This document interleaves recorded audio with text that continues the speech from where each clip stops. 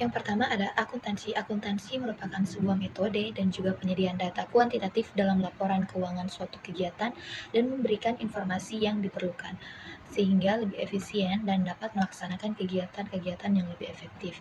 Kemudian yang kedua adalah akun. Akun ialah sebuah bagian dari akuntansi yang menjadi tempat dan alat. Tempat dalam pengelompokan akun berdasarkan jenisnya dan mencatat data yang menjadi dasar dalam menyusun laporan keuangan, serta alat untuk mempermudah proses pencatatan laporan keuangan sesuai aset, liabilitas, ekuitas yang muncul akibat terjadinya transaksi. Yang ketiga ada kas, adalah uang dan juga aset perusahaan yang dapat dipergunakan menjadi alat dalam mendukung aktivitas-aktivitas dan juga kegiatan yang telah menjadi kewajiban perusahaan. Setelah itu yang keempat ada piutang usaha. Piutang usaha ini merupakan kas usaha akibat pembayaran yang tertunda karena adanya penjualan barang dalam jangka waktu yang sudah disepakati. Kemudian perlengkapan. Perlengkapan adalah gawai yang tujuan keberadaannya itu sebagai sarana perusahaan untuk melengkapi kelancaran bisnis yang bersifat habis dipakai dan dapat dipakai berulang-ulang, tetapi bukan sebagai pendukung utama jalannya kegiatan suatu perusahaan. Yang keenam adalah piutang dagang. Piutang dagang adalah sebuah nominal utang atas pembelian dilakukan oleh pelanggan karena melakukan pembelian secara kredit sesuai waktu yang telah ditentukan. Yang ketujuh, ada peralatan. Peralatan ini adalah material-material yang dimasukkan di dalam aset tetap karena penggunaannya itu lebih bersifat lama sebagai pendukung aktivitas perusahaan.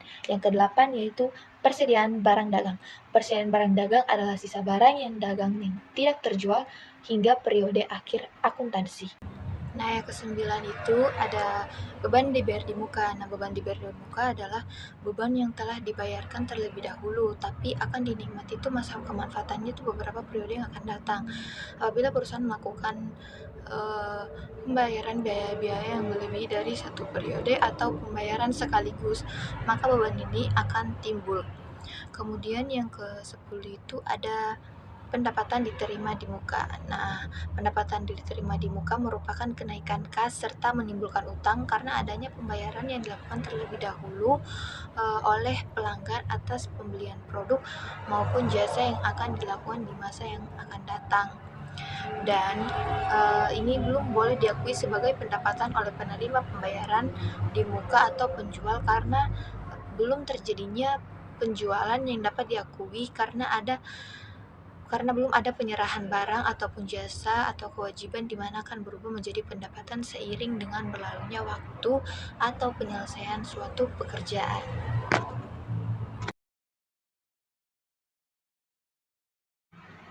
Yang ke-11 adalah laporan keuangan. Nah, laporan keuangan adalah penjelasan manajemen untuk memahami keadaan keuangan perusahaan dan menggunakan hasil yang diperoleh sebagai dasar pengambil keputusan manajemen kepada perusahaan dan pemangku kepentingan lain yang mempercayainya. Yang ke-12 ada perusahaan jasa. Perusahaan jasa adalah perusahaan yang bukan memberikan hal berbentuk fisik seperti barang, namun lebih memberikan pelayanan kerja sebagai jasa dalam mendapatkan penghasilan perusahaan. Setelah itu ada juga perusahaan dagang. Nah, perusahaan dagang ini adalah kebalikan dari perusahaan jasa.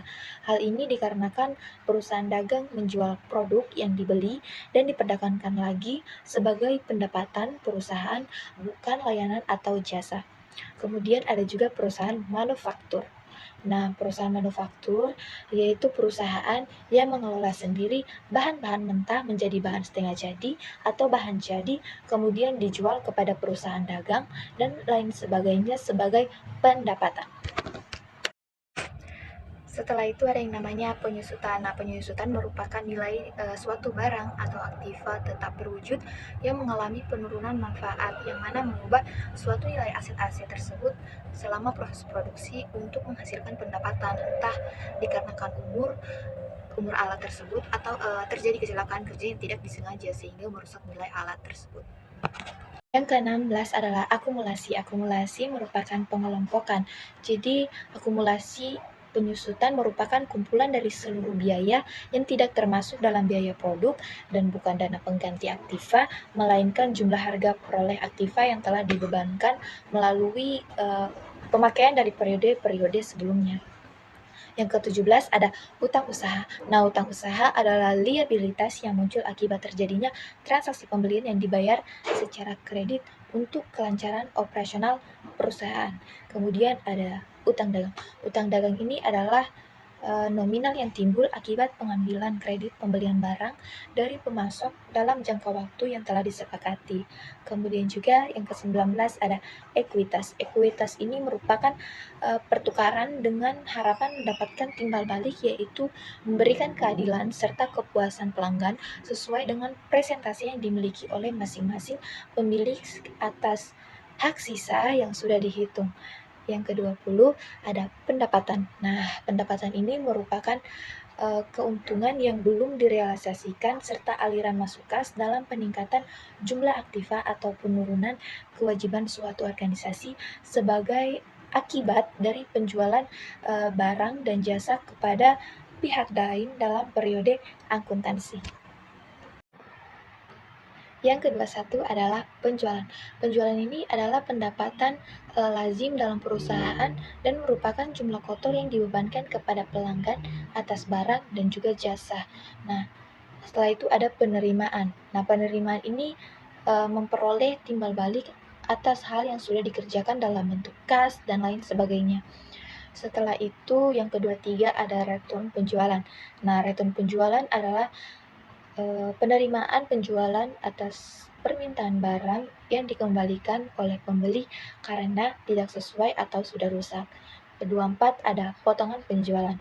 Nah, potongan penjualan ini pemberian diskon yang diberikan kepada pelanggan karena memenuhi beberapa faktor. Nah, salah satunya itu pelunasan utang sesuai masa waktu yang diberikan. Dan yang ke-25 ada juga pembelian. Pembelian itu merupakan suatu kegiatan yang dilakukan oleh suatu usaha untuk menyewa atau membayar barang dan juga jasa sebagai pendukung pemenuhan kebutuhan usaha.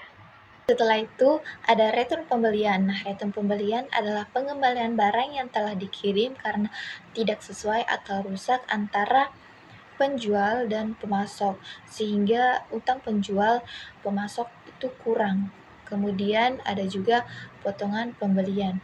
Nah, potongan pembelian ini adalah pemasok yang memberikan tawaran diskon, kemudian mencatat diskon yang diterima pelanggan berdasarkan diskon dan harga awal dalam akun diskon penjualan.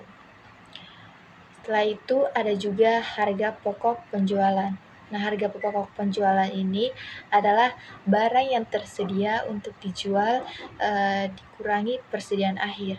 Persediaan akhir dimaksudkan karena kemungkinan masih ada barang yang tidak terjual atau biasa disebut persediaan akhir. Kemudian ada laba. Nah, laba ini merupakan hasil pendapatan yang sudah dikurangi dari beban-beban, di mana apabila pendapatan lebih besar daripada biaya yang sudah dikeluarkan, maka disebut laba atau keuntungan. Kemudian ada rugi. Nah, rugi ini kebalikan daripada laba. Rugi merupakan biaya atau beban yang lebih besar dibandingkan pendapatan yang diterima.